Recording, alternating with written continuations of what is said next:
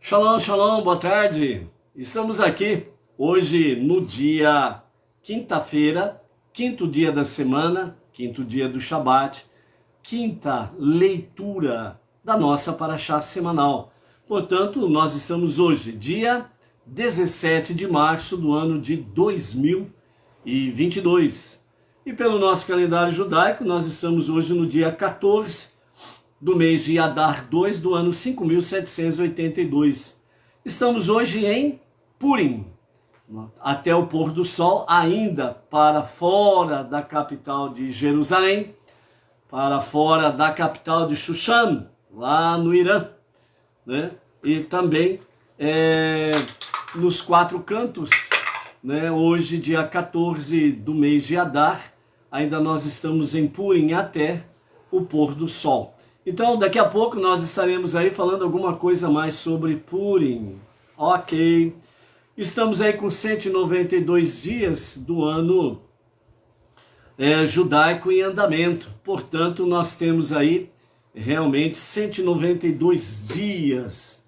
E a nossa gota de sabedoria do nosso Rebbe Menachem Mendel para hoje, ele nos diz assim,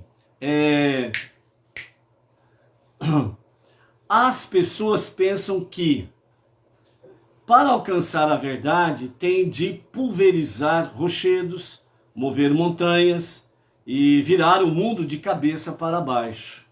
Não é assim, Edna. Verdade significa conversar com Deus com sinceridade, estudar a Torá, sabendo que ela é algo divino, ajudar ao próximo de todo o coração. A verdade se encontra nas pequenas coisas.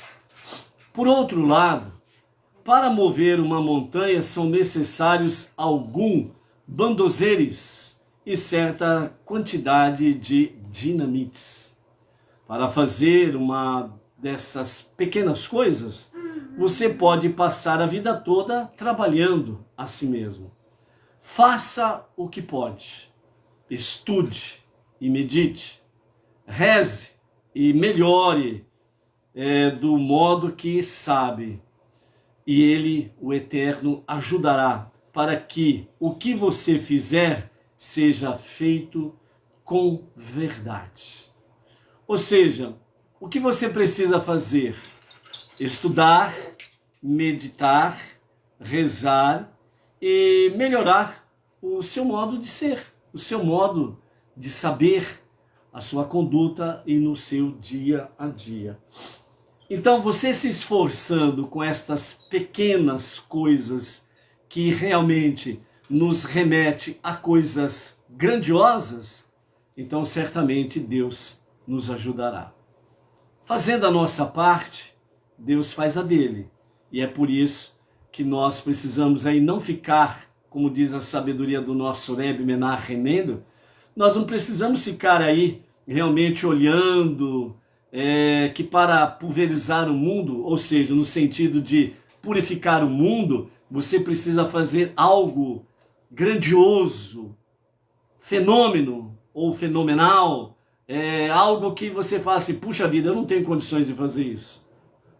Eu vou precisar de muita dinamite para poder fazer tal coisa. Não. O que o Rebbe nos diz é que nós precisamos ter consciência que as pequenas coisas você pode passar a vida toda trabalhando a si mesmo. É uma luta constante, é um aperfeiçoamento diário. Não é assim, pá, pum, e tudo está certo e tudo está resolvido. Então, nesse aspecto aí, amados, o que o Rebbe nos aconselha é: faça o que pode. E o que eu posso? O que você pode? Então ele diz, estude e medite e reze e melhore do modo que sabe. Vejam bem que nesta sequência que o Rebbe nos fala, não tem nenhuma vírgula. Ele diz assim, estude e medite e reze e melhore o modo que sabe. Por que não tem vírgula? É para não ter pausa. Por que que não tem vírgula? Para não separar uma coisa da outra. E por que que tem essa conjunção aditiva? A letra E. Exatamente como diz, é para somar. Adição. É para somar. Então, quando o Rebbe está dizendo estude, medite e reze, melhore do modo que sabe, é uma somatória. Por isso a conjunção aditiva ela diz isto. Então, estude mais, medite mais, reze mais, melhore, né, do modo que sabe. Essa é a nossa parte. E então o Rebbe conclui, e ele, o Eterno, ajudará para que o que você fizer seja feito com verdade. É isso que precisamos fazer. Então, por isso, amados, como disse, vamos em frente. Vamos em marcha, ok? E aí nós veremos realmente as coisas gloriosas que Deus estará fazendo, né? Porque as coisas que nós fazemos, que nos compete, a nossa parte, ela então, fazendo a nossa parte, Deus fará a dele. E aí, como diz em outro ensinamento, o nosso Rebbe, que à medida que nós nos esforçamos para isto, ou estas coisas, o Eterno, Ele, o Eterno Todo-Poderoso, o único Deus, o único Salvador, Ele estará nos conduzindo ao portão dos impossíveis sendo realizados. Ele estará nos levando ao portal do infinito, porque a nossa alma divina não conhece limites. Ela é infinita. Então, portanto, amados, que nós possamos aí, nesse aspecto aí, seguir em frente. Esse maravilhoso barulho que você está ouvindo é o netinho, Benjamin, arrastando cadeiras, né? E aí você já viu, né? É aquele pega pra pegar mesmo.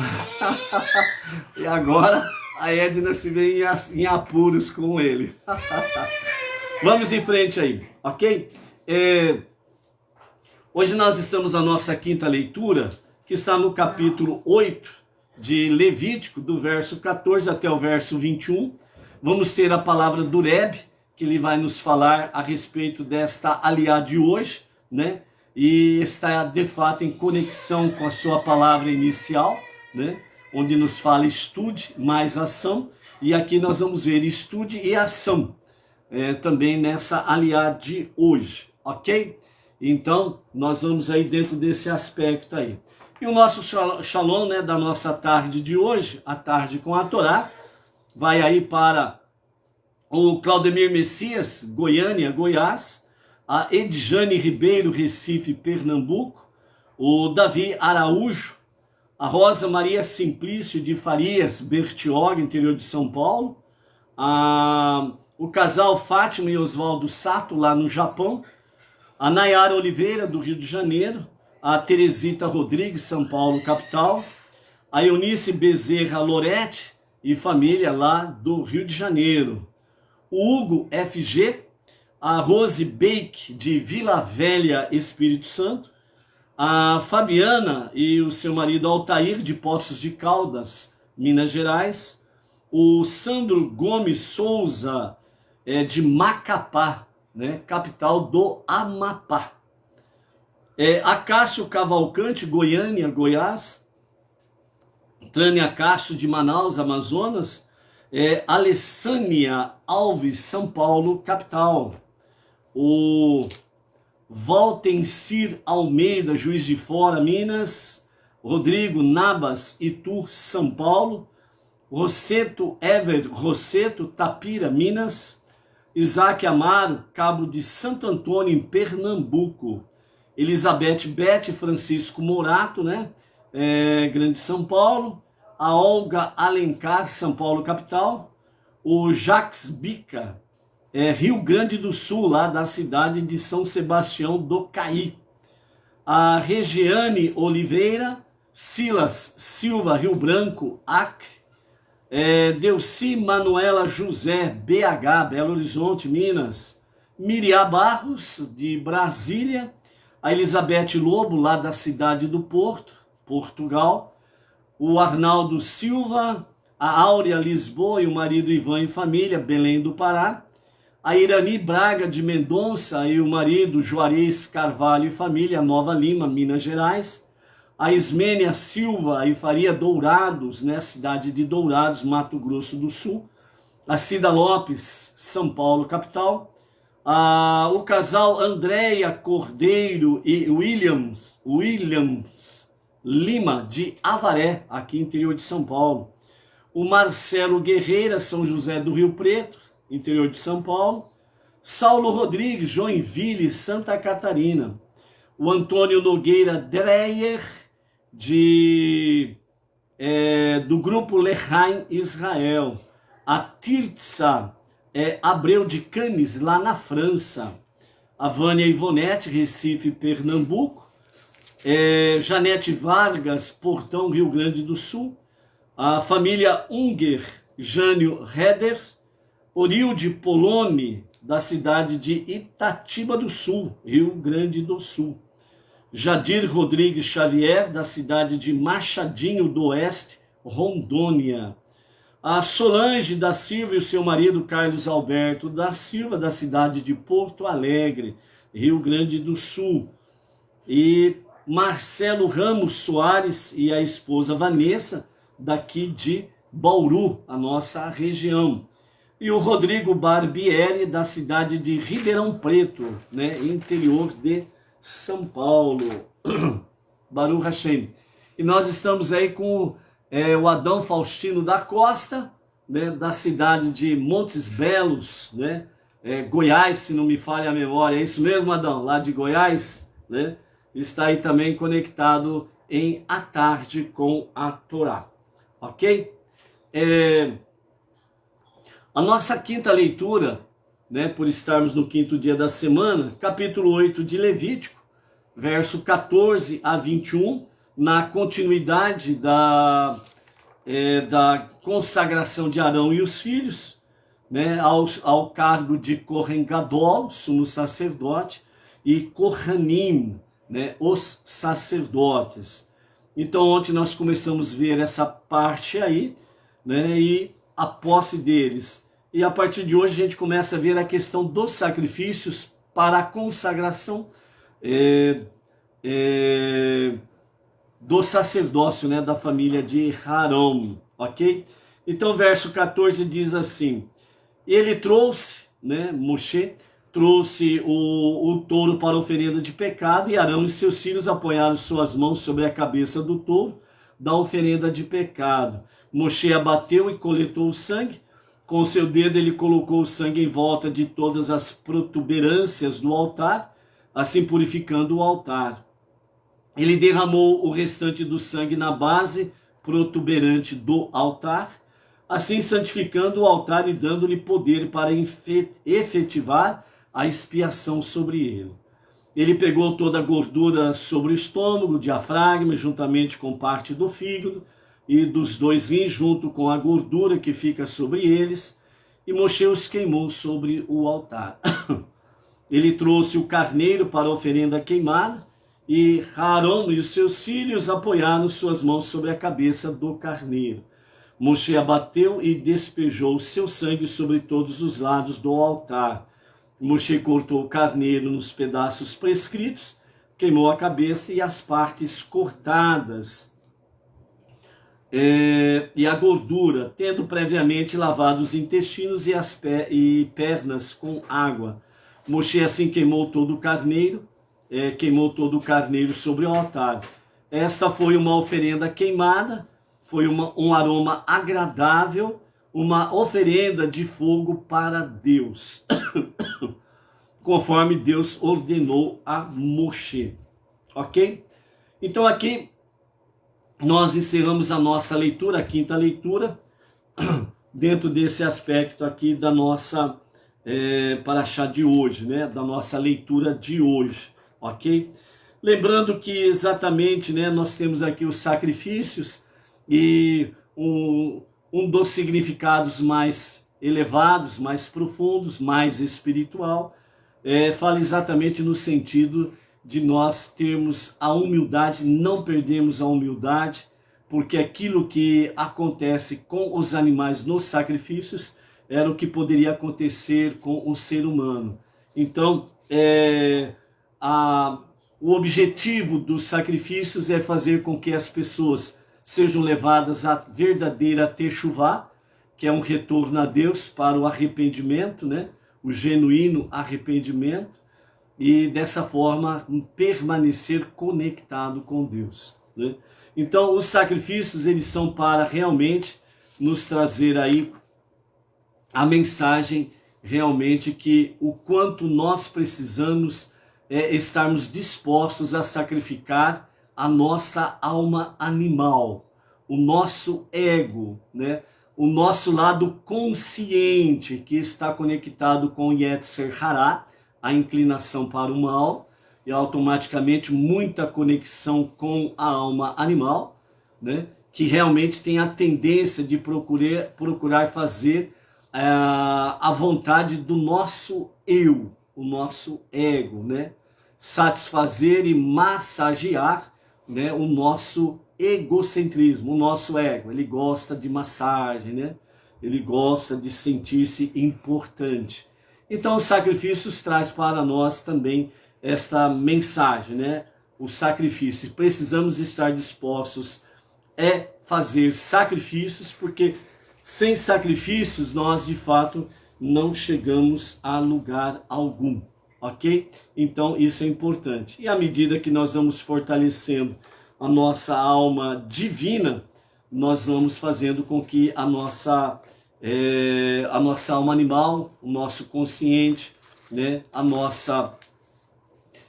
nossa vontade egoísta, mesquinha, que tende a satisfazer a si mesmo com as suas paixões, né, aquilo que está conectado com o seu eu, né? Então, eu. É tudo para mim, eu preciso ser o centro disso, o centro das atenções, etc. e tal. Então, as pessoas precisam conhecer eu, né? E não nós. Por isso, a visão judaica do povo israelita, do povo judeu, o coletivo é um. Isso que é interessante nós observarmos. O povo de Israel, o seu coletivo, os seus milhões de pessoas, como vimos na saída do Egito e na outorga da Torá em Shavuot, lá no Monte Sinai, né? Apesar de ser em torno de 5 milhões de judeus, na realidade era um coletivo que se tornou o povo, né? E também, como nós falamos ontem, né? Nos próximos dias estaremos trazendo aí uma reflexão sobre quem é o Filho de Deus e onde que os Benei Noach, né, os filhos de Noé, entram nessa história junto com quem é o Filho de Deus, ok? Então isso é muito importante. Nós vamos avisar com antecedência. Amanhã nós estaremos falando sobre tal tema. E aí vamos avisar com antecedência sobre isso daí, ok? Então, amados, ontem nós tivemos aí as nossas lições de Esther, que daqui a pouco vamos estar revivendo algumas coisas e também trazendo alguns itens importantes sobre Purim para o dia de hoje, né? Falamos aí que nós vamos trazer aí sobre como que surgiu a ideia da forca contra Mordecai, né? Qual foi o papel dos amigos, né, de Ramã e da sua esposa, Zeresh, sobre essa questão. Vamos ver aí também, né, sobre a questão da prece de Mordecai e a prece de Esther, ok? Então, daqui a pouquinho, vamos ver a nossa palavra do nosso Rebbe Menachem Mendel sobre a nossa aliá de hoje, a nossa leitura de hoje. Então, o nosso Rebbe Menachem Mendel nos fala, né, dentro desse contexto aqui da nossa leitura, Levítico 8, capítulo 8, versos 14 a 21. Então, Moshe trouxe o carneiro como oferta de olá, né? Que é o que nós vimos aí, né? essa oferta de olá, nós vimos aí no versículo 14, ele trouxe o touro para a oferenda de pecado, né? A oferenda de olá. Os sábios nos ensinam que na ausência do templo sagrado, se considera que quando alguém estuda as leis dos sacrifícios, é como se ele realmente estivesse oferecendo um sacrifício. Mas se ao estudar as leis de um sacrifício, obtém-se o mesmo benefício que ao fazer o sacrifício na prática, porque seria preciso fazê-lo na prática, mesmo quando o templo for reconstruído, a diferença é entre o sacrifício virtual e o real é seu efeito sobre o mundo. Enquanto o sacrifício oferecido pelo estudo de suas leis, que é o virtual que fazemos desde o ano 69 da Era Comum, quando foi destruído o segundo templo pelas legiões romanas, até a presente data, até a revelação do justo e verdadeiro Mashiach para a redenção final. Então é o sacrifício virtual, entre aspas, que são representados pelas nossas preces diárias, né? A nossa Teshuvá, o estudo da Torá, 7 leis universais e a Tzedakah. Então, esse é o virtual. E o real, né? Enquanto o sacrifício oferecido pelo estudo de suas leis eleva a pessoa, esse não o faz com o resto do mundo ao seu redor. Somente o sacrifício físico, em que um Kohen, um sacerdote, oferece um animal e um punhado de sal sobre a lenha do altar de pedra, inclui todos os aspectos da criação. Então aqui o nosso Rebbe está dizendo que enquanto nós fazemos o sacrifício virtual, esses 5 elementos que nós falamos aqui, ou as 5 bases que nós falamos aqui, Teshuvá, prece diária, estudo da Torá, 7 leis universais de Tzedakah, certo? Para nós, Benei Noach e os judeus, né, na sua prática diária, estão fazendo o papel que lhes cabe dentro da história real do mundo e também dentro do aspecto espiritual de todo o universo, ok? Então, dentro desse aspecto aí, quando nós estamos fazendo esse sacrifício virtual, esse sacrifício virtual ele tem por objetivo de elevar a pessoa. Então, as pessoas que fazem estes sacrifícios diários, virtualmente falando, certo? Em comparação com os sacrifícios no templo, né? Então, sacrifício virtual. Quando nós fazemos isto, então o objetivo principal desse sacrifício virtual é a elevação de nós e não do mundo ao redor de forma literal nessa expressão, certo? Lógico que toda a prece, nós cumprindo esses 5 itens, obviamente nós estamos contribuindo para que haja mais luz, mais presença divina, que os dias sejam abreviados para a revelação do justo Mashiach, e etc e tal, ok? Então há esta elevação pessoal e obviamente tem um efeito positivo no mundo e nas nações. Mas o objetivo principal do sacrifício real, segundo diz o nosso Rebbe, é que inclui todos os aspectos da criação para elevar o mundo, nesse sentido cosmos, o mundo completo, o mundo pleno, plenamente falando, cosmos, universo.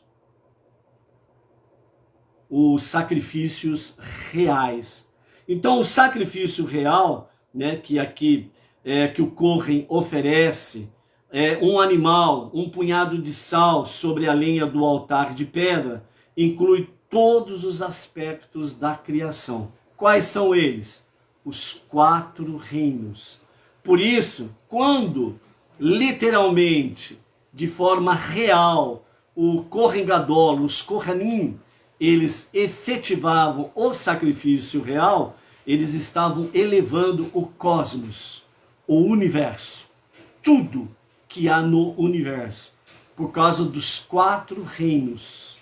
Então, nós temos aí nos 4 reinos o humano, que são os Kohanim, o animal, que trata aí da ovelha, do carneiro, né, do bovino, o vegetal, que é a lenha, e o mineral, que é o sal, que os sacrifícios eram salgados, ok?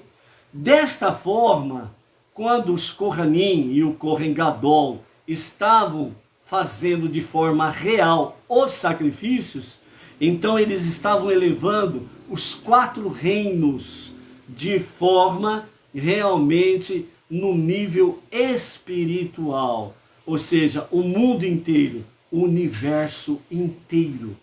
Então a ação dos Kohanim e do Kohen Gadol estava influenciando todo o cosmos, todo o universo. Não só o nosso planeta, mas todo o universo. E dessa forma elevando a presença divina. Então por isso, no princípio dos dias de Mashiach, nós teremos ainda sacrifícios de animais após a construção do terceiro e definitivo templo, que será aqui mesmo, neste planeta, lá em Jerusalém, que é a capital eterna e indivisível de Israel. E também é o centro do centro do centro do centro do mundo, do universo. Por isso, Jerusalém é o portal da dimensão espiritual, onde Deus escolheu para poder se revelar ali. E é por isso que Jerusalém é o local da conexão mais centrada de Deus com os 4 reinos e ao mesmo tempo dos 4 reinos com Deus.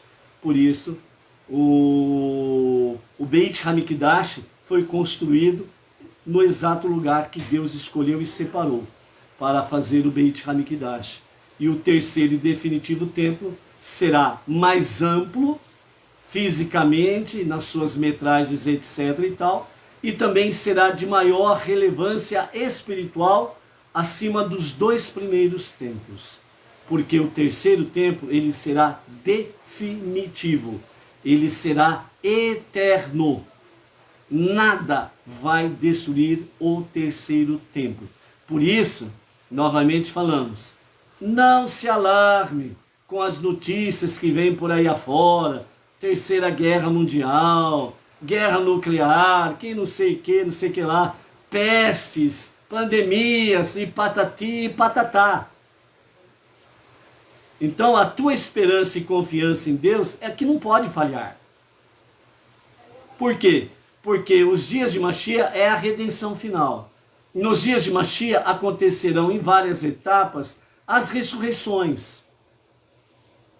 No final do reinado de Mashiach, então estará completado pela missão de Mashiach a redenção final, onde as pessoas estarão devidamente habilitadas e aptas para o encontro definitivo com Deus. E este mundo, 100% plenamente, estando realmente transformado como a casa de Deus, a moradia de Deus.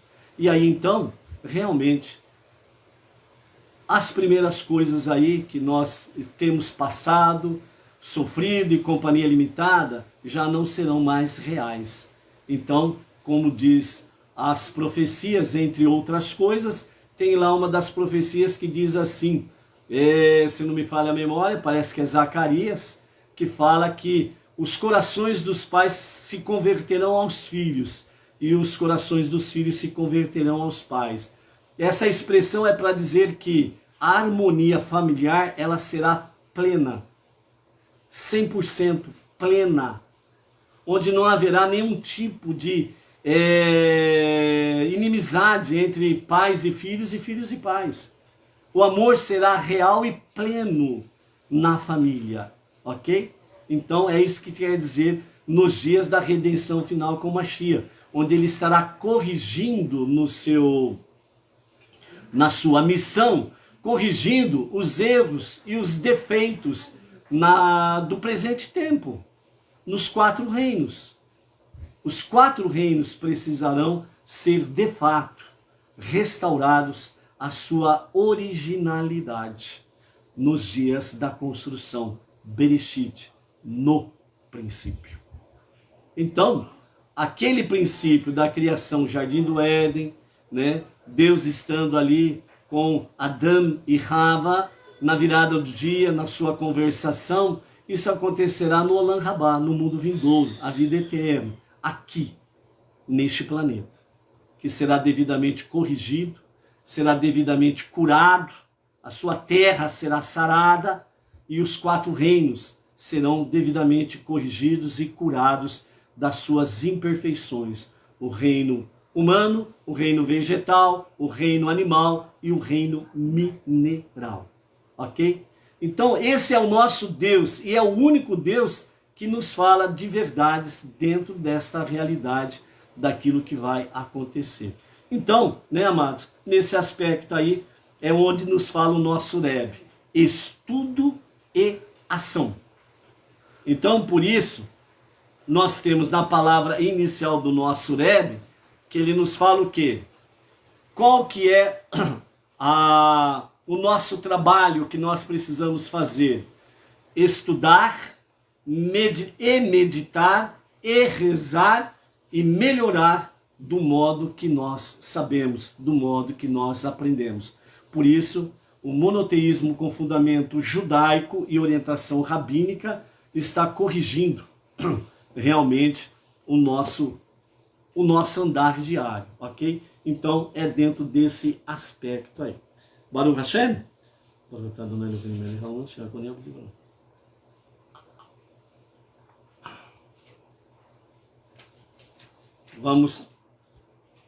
Vamos aqui para que nós possamos... Desculpa aí, gente. Então, adentrando já nas mensagens, né, para o dia de hoje de Purim, né, indo para os nossos finalmente, né, de Purim. Então, só revendo aí, ontem nós vimos as 9 lições de Esther. Acredite em seu poder oculto, ou seus poderes ocultos. Abrace o seu destino, deixe sua beleza interior brilhar. Atenha-se aos seus princípios. Juntos somos mais fortes. Quando estiver com problemas, volte-se somente para Deus. Assuma a liderança na ação. Prepare-se para fazer sacrifícios e jamais perca a esperança, a confiança em Deus. Ok? Então, esta é a realidade. Algumas coisas mais para nós termos aí uma noção melhor sobre Purim e também, né, o embate sobre Ramã, Mordecai, Esther e o povo judeu. Então, num determinado momento, né, o Mordecai, ele encontrava-se com as crianças onde estavam estudando a Torá, né? Então, quando Mordecai chegou ali com as crianças que estavam estudando a Torá, que era uma prática que ele tinha ensinado para as crianças, né? E no transcorrer dessas situações perigosas que estavam acontecendo, Mordecai precisou estar mais atento, próximo a Esther, para poder receber recados dela e mandar recados para ela. As crianças obedeciam tranquilamente, né, o seu momento de estudo de Torá. Por isso diz, né, realmente o sábio Salomão, né, ensina a criança no caminho que deve andar desde cedo, porque mesmo quando ela estiver lá na frente com a sua idade avançada, ela não se desviará do caminho. Por quê? Porque a sua base é importante. E a base das crianças está primeiramente no lar. E obviamente depois com bons professores, não militantes. Militante não serve para nada, só serve para estragar. Mas com bons professores vem a educação e a base formada no lar fará com que sejam pessoas decentes, pessoas excelentes no dia de amanhã, certo? Então as crianças estavam estudando, né? E ali, num determinado momento, Mordecai, na sua conversação com as crianças, ele se alegrou. O momento era tenso, mas ele se alegrou. E Ramã, que estava se aproximando, estava passando por ali, viu um sorriso diferente de Mordecai e falou: o que é isso? Pô, sabe que vou matá-lo, sabe que vou matar o seu povo. E como que ele pode estar feliz desse jeito aí? Tem alguma coisa errada, né? Então, Ramã, ele muito curioso, foi no encalço de Mordecai, né? Então, ele encontrou Mordecai conversando ali com as crianças. E que versículos vocês aprenderam hoje? Primeiramente, Mordecai falou com as crianças. E elas responderam: não temerás algo que te aterrorize de súbito, ou que te encubra a sombra da iniquidade. Está escrito em Provérbios capítulo 3, verso 25. A segunda criança, a primeira respondeu Provérbios capítulo 3, verso 25. A segunda criança, planejai uma conspiração e ela fracassará. Pronunciais vossas afirmações e elas não prevalecerão, pois Deus está convosco. Isaías capítulo 8, verso 10. E a terceira criança respondeu: mesmo na velhice serei o mesmo, e até quando estiverdes encanecidos, eu vos carregarei. Eu vos fiz e eu vos suportareis, vos conduzirei e vos redimirei. Isaías capítulo 46, verso 4. Então, quando Mordecai ele recebeu estas três respostas das crianças, então ele sorriu, feliz da vida. E como está escrito que um coração alegre aformoseia o semblante, Ramã ficou perturbado com aquilo. Ele se aproximou de Mordecai e disse para ele: o que as crianças te disseram para te fazer assim tão feliz? Como pode as crianças falarem alguma coisa para você? Você é o rabino deles, você é o líder deles. Como que elas podem falar alguma coisa para deixar você tão irradiante desse jeito? Então, Mordecai respondeu para Ramã: elas me trouxeram a boa notícia. Opa, uma boa notícia, Mordecai? Que boa notícia é essa? E Mordecai diz: a boa notícia que elas trouxeram é que não devo temer os desígnios maléficos que você tramou contra nós. Imediatamente Ramã, o perverso, se enfureceu e disse: pois será pelas crianças que eu começarei a exterminar vocês. Serão por elas que eu vou designar o meu projeto maléfico. Serão primeiro as crianças. Imediatamente Ramã, o perverso, né, falando dessa forma e fazendo a ameaça de extermínio a começar pelas crianças, ele se retirou da presença de Mordecai. Uma coisa que nós precisamos observar aqui: o Paró do Egito, ele começou pelas crianças. Lembra da história? Na Segunda Guerra Mundial, aquele perverso, maligno líder, quando nos campos de concentrações o povo judeu era levado, as crianças eram as primeiras a serem levadas para os fornos. E os mais velhos e doentes posterior. Você percebe nesses últimos 2 anos e meio o objetivo do establishment? O objetivo do globalismo? Crianças, pessoas de mais idade e doentes precisam. Se você não percebeu isso, então é bom você estudar mais Torá e pedir mais sabedoria para Deus, para você poder enxergar melhor. A história se repete, gente.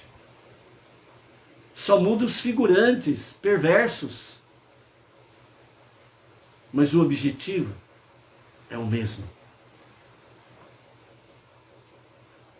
Dois fatores importantes que eles sempre tentaram fazer: exterminar a consciência divina e a consciência de família.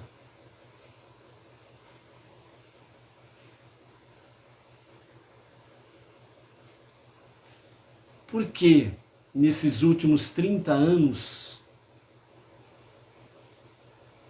o sistema achou melhor não criar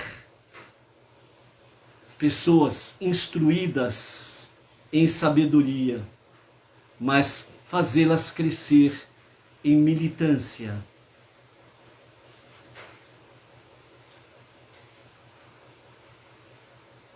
Por que nós experimentamos nesses últimos 2 anos e meio uma certa escravidão? Apenas uma demonstração. Pessoas trancadas, lugares de cultos fechados e proibidos se reunir, e as pessoas se submetendo. Aos poucos foram tirando algumas liberdades e as pessoas se submetendo.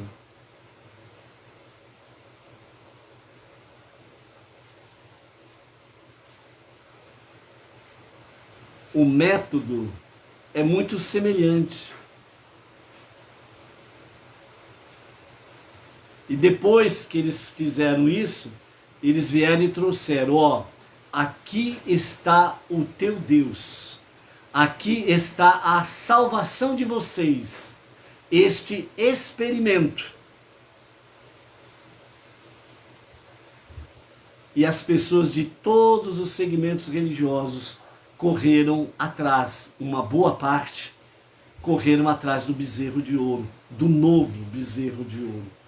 Não mais aquele bezerro de ouro de 4 patas, mas um bezerro de ouro com uma ponta, para injetar alguma coisa, um experimento dentro das pessoas. Aqui está o teu Deus, aqui está a tua salvação. Formas diferentes para poder se eliminar certos grupos de pessoas foram penetrando na consciência divina e na consciência família. Foi tirando.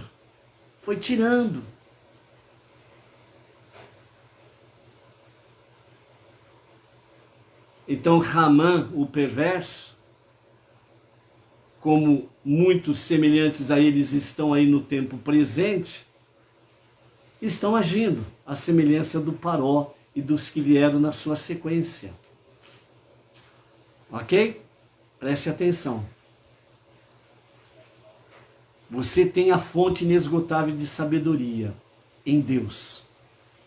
Você tem a sua palavra revelada, a Torá, os 5 primeiros livros da Bíblia. Você só será enganado se você quiser. Você voltará a ser escravo se você quiser. Você trará mal sobre si se você quiser. Por isso, uma das lições preciosas de Esther: seja o que for, jamais perca a sua esperança e a sua confiança em Deus. Trazendo para os miúdos, os nossos sábios trazem os 3 versículos, são referências a 3 guerras. ok? Já pensou se Mordecai ficasse caladinho? Mas ele respondeu na lata para Hamã. As boas notícias que as crianças trouxeram é que não devo ter medo dos desígnios maléficos que você, Hamã, preparou contra nós. Você não prevalecerá. Os seus desejos maléficos, perversos, não prevalecerá contra nós. Por quê? Porque a nossa esperança e confiança estão em Deus e não no sistema que você representa, Hamã. Não é porque você é o primeiro-ministro do rei, não é porque você é o governante tal, A, B ou C. Não, seus planos não prosperarão. Então, esses 3 versículos estão conectados com 3 guerras, e os nossos sábios trazem dessa forma. São as 3 guerras que foram travadas, que Amaleque, né, travou realmente contra Israel. Então, a primeira guerra de Amaleque contra Israel, os amalequitas, atacaram os judeus de surpresa, conforme está lá em Devarim, Deuteronômio, capítulo 25, verso 18. Que encontrou no caminho, né? Então, nós temos aí aquela questão exata lá de Shemot, né? Quando sai do Egito, depois atravessa o Mar de Juncos, né? O nome original é Mar de Juncos, popularmente conhecido como Mar Vermelho, e logo após a travessia, Amaleque ataca o povo israelita, né? Então, os primeiros dos 3 versículos recitados pelas crianças se referem a essa guerra, já que declara: não temerás algo que te atemorize de súbito, que foi o ataque surpresa de Amaleque logo após a passagem do Mar de Juncos, o Mar Vermelho, certo? Como nós vimos lá, Provérbios capítulo 3, verso 25, que é essa referência. A segunda vez que os amalequitas atacaram os israelitas, eles apareceram disfarçados de cananeus, a fim de confundir o povo israelita, achando que se não fossem reconhecidos como povo de Amaleque, eles não seriam afetados pelas preces dos judeus. E o cananeu, ou seja, o amalequita que se fez passar por cananeu, ouviu e lutou com Israel. Números capítulo 21 e o verso 1. O segundo dos 3 versículos recitados, né, que é exatamente Isaías capítulo 8, verso 10, se refere a essa guerra. Planejai uma conspiração e ela fracassará. E foi exatamente o que aconteceu. Não prosperou o plano destes amalequitas se infiltrando no meio do povo, né? Então, isso daqui também serve para nós, sem sombra de dúvidas, um alerta. Essas 2 questões aqui, já vamos para a terceira, ok? Nós precisamos nos prepararmos adequadamente com o quê? Estudo da Torá, preces diária, as 7 leis universais, a Tzedaká, né? Para que nós não sejamos pegos de surpresa pelos nossos adversários. Bem como também nós precisamos tomar cuidados com aquela questão de infiltrados. Pessoas que pegam a Torá, coloca lá, né, o seu boné de Benei Noah, Mashiach, né? Coloca lá uma camiseta, eu sou Ben Noah, né, um filho de Noé, né? E por aí afora vai, frequenta as reuniões, etc e tal, mas na hora que chega do pega pra capar, ele vai para cima do muro. Ele fica em cima do muro. Depois que terminar o bochicho, ele volta. É aquele que se infiltra para poder trazer o quê? Palavras negativas, de dúvidas, incertezas, para afetar o quê? A nossa esperança e a nossa confiança em Deus. Então se infiltram para trazer mensagens, mais especificamente falando nos dias atuais, mensagens que estão conectadas com o sistema. Você precisa se submeter. Você precisa obedecer ao sistema, ao establishment. Mas o establishment está dizendo que eu preciso perder a minha consciência divina. Não, não é bem assim. Não se preocupe com isso daí não, certo? Diminuir um pouco a consciência divina não vai fazer nenhum mal. Afinal de contas, eles têm para nós a saída, eles têm para nós o remédio, eles têm para nós um novo Deus. Lógico que eles não vão falar exatamente com essas palavras, mas por detrás das palavras deles é que nós precisamos enxergar as realidades. Entendeu? Então, os infiltrados, ele vem com a sua militância. A sua militância perversa, a sua militância de fazendo com que a criação de Deus não seja de fato a criação de Deus, onde que menino não é menino, menina não é menina. Onde vem com as suas questões ideológicas e companhia limitada, né? Dizendo aí, por exemplo, né? Essas barbaridades, essas coisas todas, simplesmente dizendo que a criação de Deus não é perfeita. Deus errou na criação. Porque quando ele criou o homem, quando ele criou o macho, quando ele criou a mulher, quando ele criou a fêmea, ele errou. Porque ele tinha que deixar com que eles decidissem. Eu estou no corpo de homem, mas não sou homem. Eu estou no corpo de mulher, mas não sou mulher. Deus errou. Esta é a mensagem subliminar que eles trazem. E por aí afora vai. Você é inteligente e precisa aperfeiçoar a inteligência no nosso dia a dia para não sermos pegos de surpresa ou traiçoeiramente. A terceira vez que Amaleque se lançou contra os judeus foi essa, quando o seu descendente Ramã acreditou que triunfaria, achando que Deus, tendo envelhecido, não seria mais capaz de salvar a sua casa e o seu povo da destruição por Nabucodonosor. O terceiro dos 3 versículos recitados pelas crianças se referem a essa guerra que é declarada: mesmo na velhice serei o mesmo, né? Que nos fala exatamente Isaías 46:4, né? Então,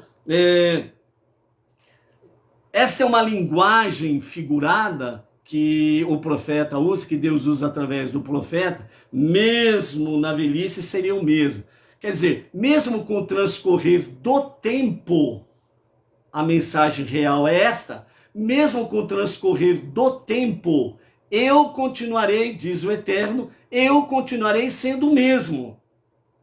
Só Deus, o Criador, só Deus, o Todo-Poderoso, só Deus, o único Salvador, ele é o que ele é.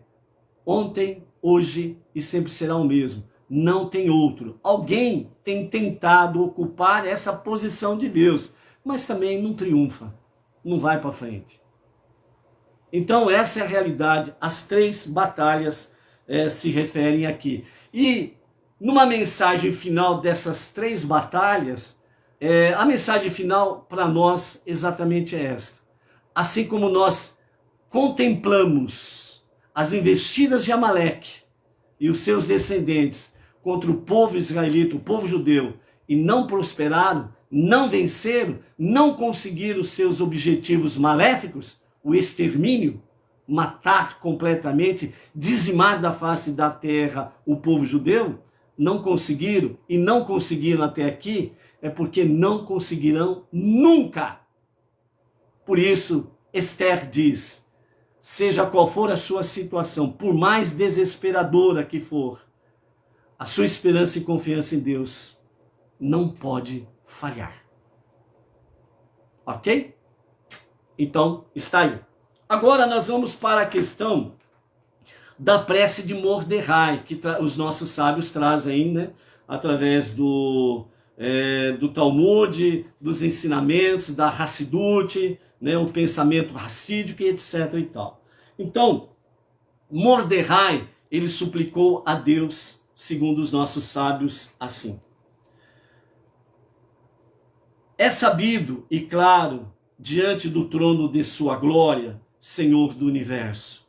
Que quando eu não aceitei me curvar para Ramã, não o fiz por arrogância ou orgulho. Muito pelo contrário.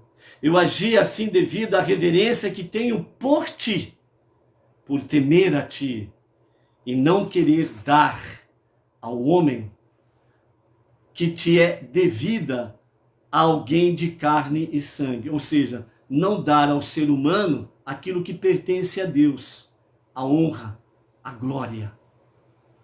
Eu não queria me prostrar diante de ninguém além de ti. Só diante de ti é que eu me prostro. Assim diz a Mordecai na sua prece. E continua dizendo: e tu, nosso Deus, sede benevolente e salva-nos das mãos dele. Faz com que ele mergulhe no próprio abismo que cavou. Que ele seja enredado na armadilha que preparou para os teus piedosos. Deixa esse agitador perceber que não te esqueceste da promessa que fizeste a nós. Também, mesmo assim, estando eles na terra de seus inimigos, não o desprezarei e não os rejeitarei para consumi-los e violar a minha aliança com eles, porque eu sou o eterno seu Deus. Então Mordecai, nesse momento da sua prece, ele traz da Torá a passagem de Levítico, capítulo 26 e o verso 44, que é essa parte final aqui que nós acabamos de ler, melhor dizendo, né? Então, para que realmente o Eterno, ele esteja realmente, não venha se esquecer na linguagem humana, para assim falar, realmente da sua promessa. E finalmente, então, o que fez Mordecai?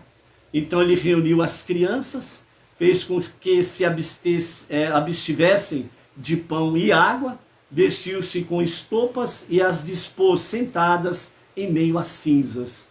E todos juntos choraram, se lamentaram e estudaram a Torá. Essa prece de Mordecai consta no Talmud Esther Rabá 8.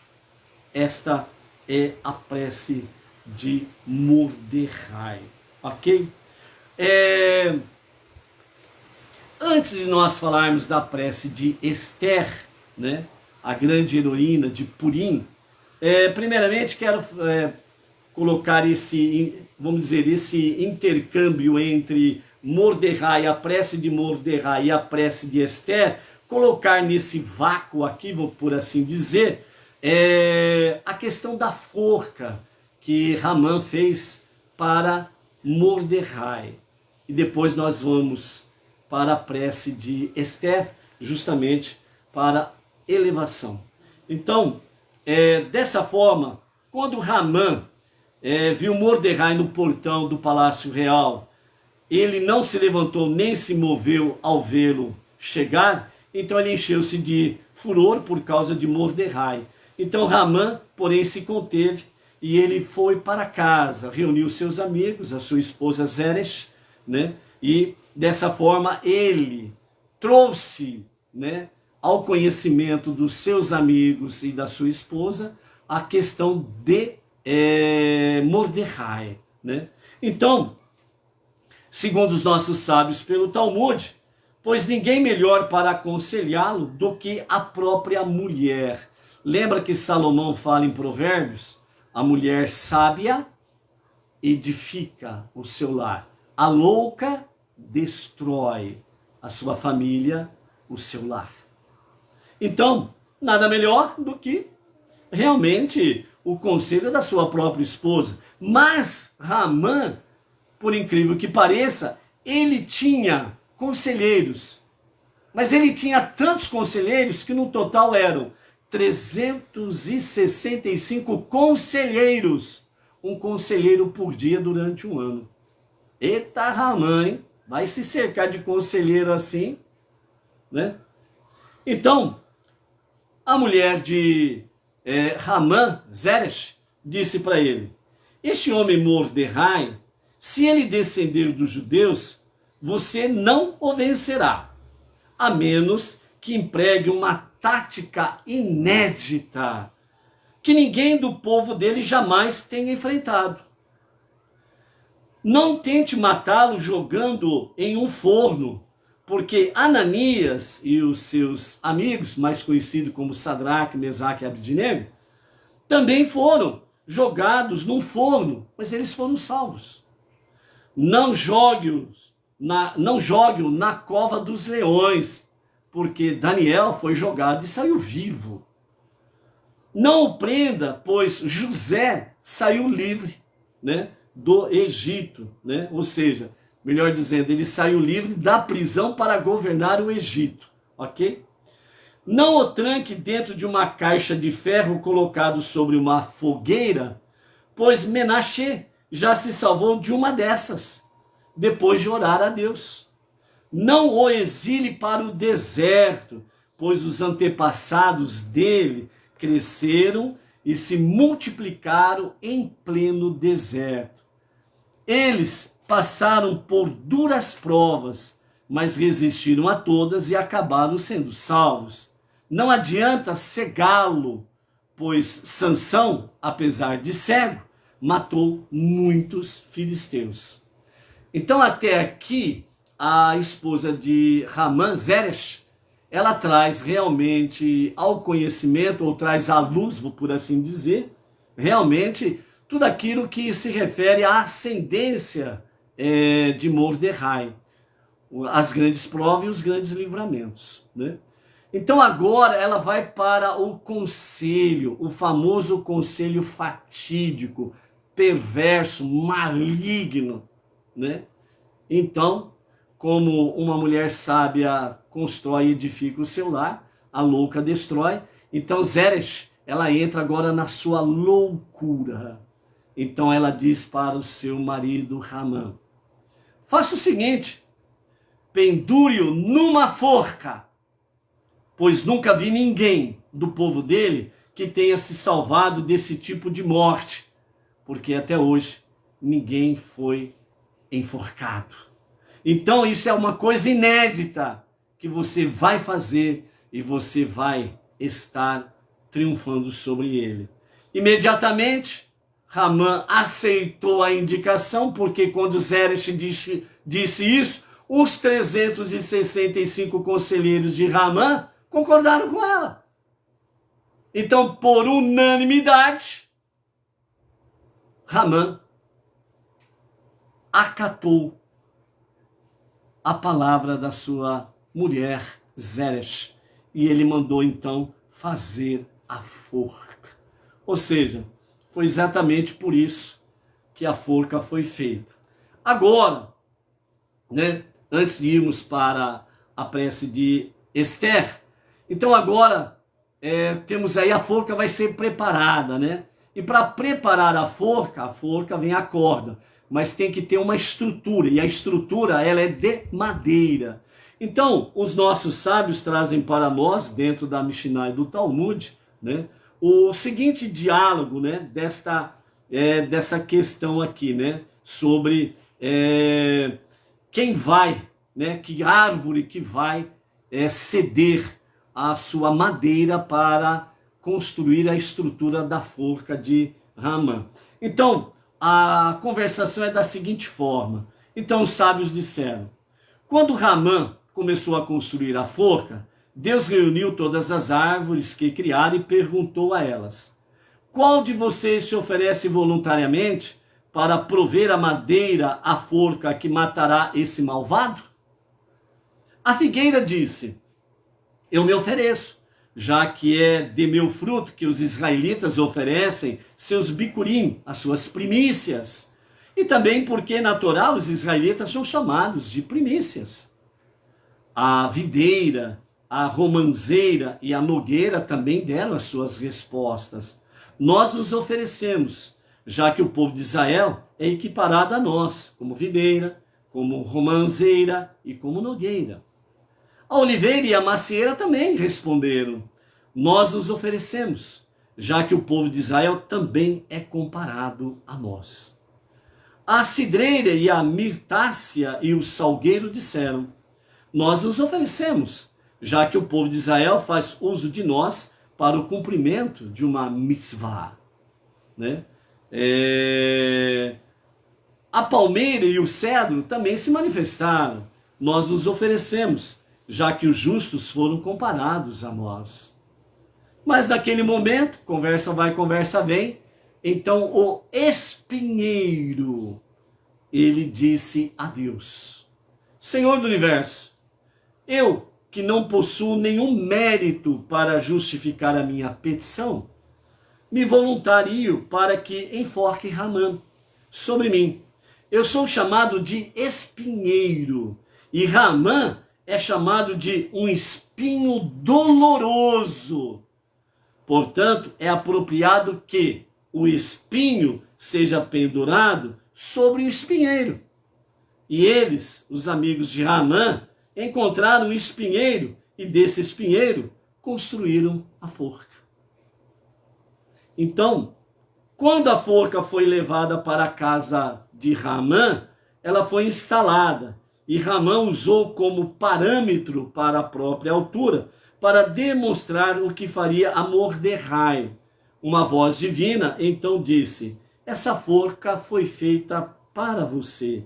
Ela já estava preparada para você desde os 6 dias da criação. Isso está registrado no Talmud, Esther Rabá 9. Assim nasceu a forca, e assim nasceu, entre aspas, né, a árvore que deu voluntariamente a sua madeira para a forca de Ramã, para ele próprio mesmo. Ok? Então, para encerrarmos, vamos para a prece de Esther. Então, nessa altura dos acontecimentos, o perigo para com os judeus e para com Esther e o seu povo era óbvio, né? Esther estava assustada e ela tirou as vestimentas reais e vestiu-se uma estopa, né? Vestiu uma estopa, descobriu o cabelo, espalhou sobre ele cinzas e pó e afligiu-se, jejuando, caindo de bruços diante de Deus e rezando. Então, assim, fez a sua prece, que também está no Talmud, Esther Rabá 8. Deus, Senhor de Israel, ela suplicou, que tem governado desde o início dos dias e que criou o mundo, ajuda a tua serva órfã de pai e mãe, que é como uma pedinte que passa de porta em porta. Peço a tua misericórdia, pois entrarei na casa de Ahasverosh e passarei de janela em janela. Concede agora, Deus, sucesso à tua pobre serva e salva o rebanho que é cuidado por ti, desses inimigos que se levantam contra nós. Não há nada que te impeça de salvar-nos, nem muito e nem pouco. Pai dos órfãos, acompanha esta órfã que depositou a confiança na tua compaixão e bondade. Concede-me misericórdia diante deste homem, pois eu o temo. Derruba-o diante de mim, pois tu derrubas os arrogantes. Então, esta é a prece, segundo os nossos sábios no Talmud, Esther Rabá 8, que ela fez ao soberano, ao Todo-Poderoso. Órfã, pobre, ela se colocou dentro desse aspecto, mostrando para nós o quê? Humildade, como Mordecai. Antes da honra, o caminho é de humildade. Sem humildade, ninguém será honrado, não receberá honras. E todo arrogante, como diz na prece de Esther, tu derrubas os arrogantes. Então, por isso, amados, o nosso caminho, numa das lições de Esther, seja qual for ela, por mais devastadora que seja, esperança e confiança jamais podemos abandonar em Deus. É a nossa única salvação. Deus é que salva, mas ninguém salva. Então, dessa forma, foi a prece de Esther. E na sequência, ela foi à presença do rei Ahasverosh. Quando ela diz que vai passando de janela em janela, ela está querendo dizer, a cada passo que eu der ao entrar dentro do salão onde está o trono do rei, e quando eu estiver no pátio, em direção ao trono do rei, passo a passo, janela a janela, ou seja, a minha vida estará em perigo. E somente tu podes salvar esta órfã. Então, por isso, ela pede misericórdia. E quando o rei Ahasverosh vê Esther no pátio, ele estende para ela e em direção dela o seu cetro de ouro. Então ela se aproxima do rei, toca no cetro de ouro, então ela tem a permissão para que com aquele rei de permanecer em sua presença. E aí então nós acabamos de ler hoje pela segunda vez, né, os acontecimentos em si. Então ela faz com que de fato o rei tome conhecimento do seu pleito, e então a mesa vira contra Haman, e Mordecai vai para primeiro-ministro, e ele edita, né? Ele proclama uma lei em que todos os judeus das 127 províncias têm o direito e a total liberdade de se defender diante de qualquer ataque que coloque em risco, em perigo, né, a vida judaica nas 127 províncias.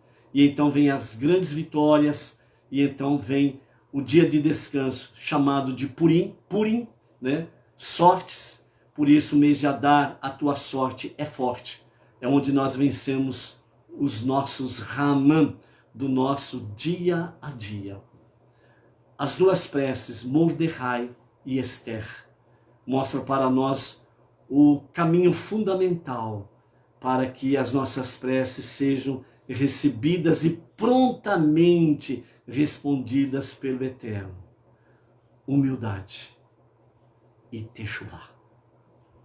Por isso ela disse a Mordecai, reúna o povo e os coloque 3 dias de jejum absoluto, dia e noite, e de preces. Humildade e arrependimento, techuvá, é a chave que move a mão de Deus para que ele possa abrir o grande portal do infinito para trazer a cada um de nós as suas bênçãos. Que neste Purim, né, que o Eterno renove sobre a tua vida, sobre a vida da tua família, seja qual for a adversidade que você esteja passando, seja ela financeira, seja ela psicológica, seja ela doenças físicas propriamente dita, seja a adversidade que você esteja enfrentando no seu trabalho, no seu lar, etc. e tal, seja qual for a situação, por mais devastadora que ela possa ser, que o soberano dos mundos, que o Senhor, o único Criador, ele possa ouvir a tua prece, trazer debaixo da sua destra poderosa de benevolência, de misericórdia, trazer a você, a sua família, aos seus negócios, às suas comunidades, trazer de fato vitórias, as suas bênçãos com vitórias sobre qualquer tipo de Haman que você possa estar enfrentando no seu dia a dia, e que ele conceda vitória completa nestas situações em que você está passando. Seja, pois, um vencedor, renovando a tua esperança e a tua confiança em Deus. Somente Deus pode te conceder vitórias. Somente Deus é que te pode salvar você de qualquer situação. Renove a esperança e a confiança em Deus. Baruch Hashem, pela misericórdia de Hashem, amanhã estaremos retornando aqui. A partir de domingo, né, trazendo aqui um recado, a partir de domingo, que é o primeiro dia da semana, nós não teremos uma lição a cada dia, naquele horário entre 11h30 e meio-dia, ok? Nós estamos com um novo projeto, então nós fechamos o ciclo, né, uma lição a cada dia sobre o Lashon Hará, certo?